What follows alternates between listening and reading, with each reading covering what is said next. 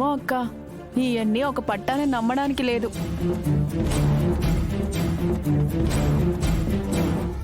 శంకరా, నేను ఇప్పటిదాకా చేసిన పాపాలన్నీ ఈ జ్వాలాతోరణంలో కాలిపోవాలి. వచ్చే ఏడాది వరకు సన్మార్గంలో నీ బాటలో నడుస్తానని మనస్ఫూర్తిగా చెప్తున్నాను.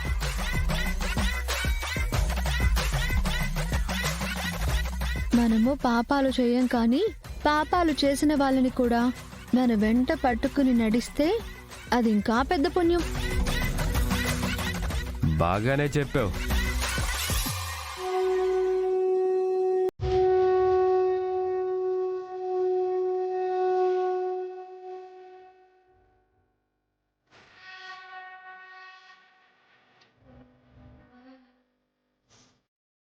ఓం నమ శివాయ.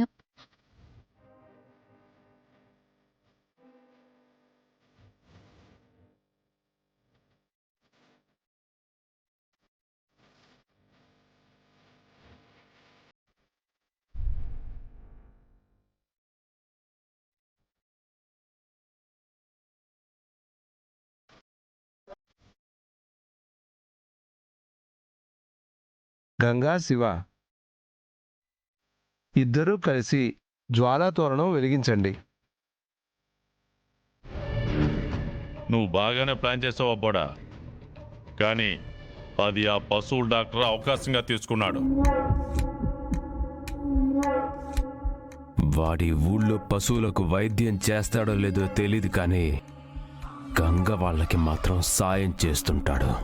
సాయం వేసేస్తాడో శ్రీవల్లి చెయ్యే పట్టుకుంటాడో మనకెట్టా తెలుస్తుంది. నన్ను కాదన్న శ్రీవల్లి సంతోషంగా ఉండకూడదనే గుడిలో తగలబెట్టాలనుకున్నాను.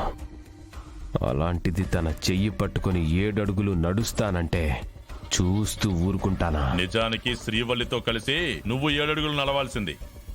ఆ గంగ సెడగొట్టాడు. ఇప్పుడు ఆడితో అప్పుడప్పుడు గుళ్ళకి గోపురాలకి ఆ పశువుల డాక్టర్ వస్తున్నాడంటే గంగగాడు శ్రీవల్లి పెళ్లి చేసి ఈసారి కూడా మన మీద గెలుస్తాడేమో అనిపిస్తుందా పోడా? అవకాశం ఇవ్వన్నాన్న. నాకు దక్కనిది ఎవ్వరికి దక్కనివ్వను. అంటే ఏంది? శ్రీవల్లిని చంపేస్తావా? నేను ప్రేమించిన అమ్మాయిని ఎవడో ముక్కు మొహం తెలియనోడు పెళ్లి చేసుకొని పిల్లా పాపలతో హాయిగా సంతోషంగా ఉంటానంటే చూస్తూ ఉండడానికి నేనేమైనా పిచ్చోడ్నా? శ్రీవల్లి పెళ్లి చేసుకొని సంతోషంగా ఉంటే అది నాతోనే ఉండాలి, లేదంటే గోడ మీద ఫోటోలో ఉండాలి.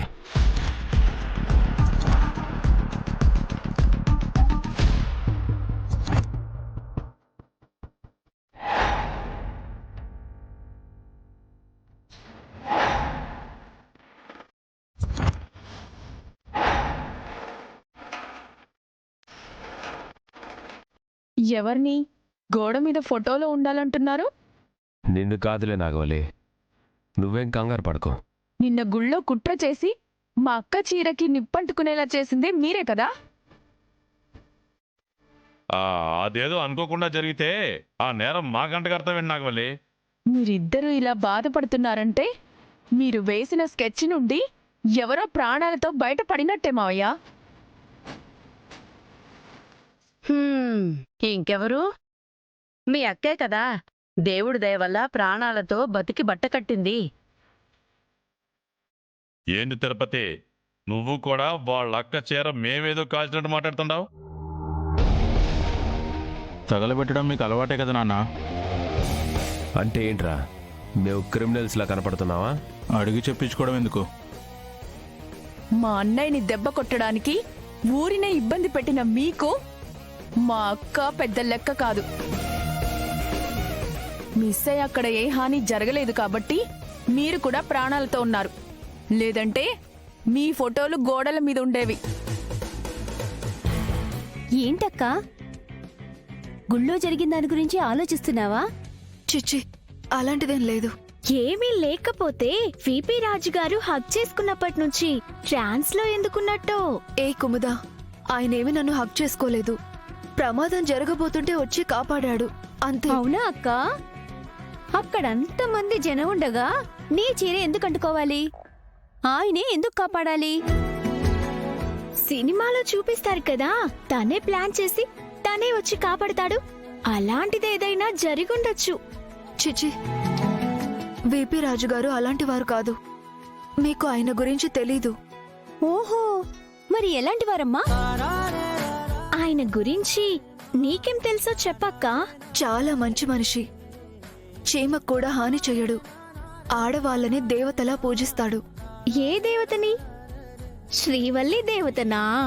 ఏయ్, ఇలా అంటే నేను చెప్పను. నువ్వు చెప్పకపోయినా మాకు అర్థమవుతుందక్క. ఏం అర్థమవుతుంది? నువ్వు ఎవరి గురించి ఆలోచిస్తున్నావో అర్థమవుతుంది. ఏంటమ్మా?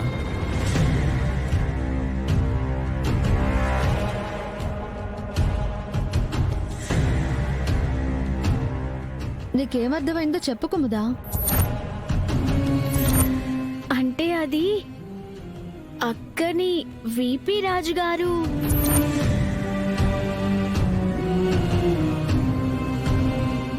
అక్కని విపి రాజు గారు కాపాడారు కదా, దాని గురించే మాట్లాడుకుంటున్నావు అన్నయ్య. నిజంగా అలాంటి వాడు పరిచయం అవడం చాలా మంచిదమ్మా. కల్మషం లేని మనిషి. కుముదకు పాము కాటేసినప్పుడు వైద్యం చేసి కాపాడాడు. ఇప్పుడు శ్రీవల్లి ప్రాణాలకేం కాకుండా తన ప్రాణాల్ని అడ్డువేశాడు. పశువుల డాక్టర్గా పరిచయమైన వాడు మనిషి ఎలా ఉండాలో, సాటి మనిషికి ఎలా సాయం చేయాలో నేర్పించాడు బావా.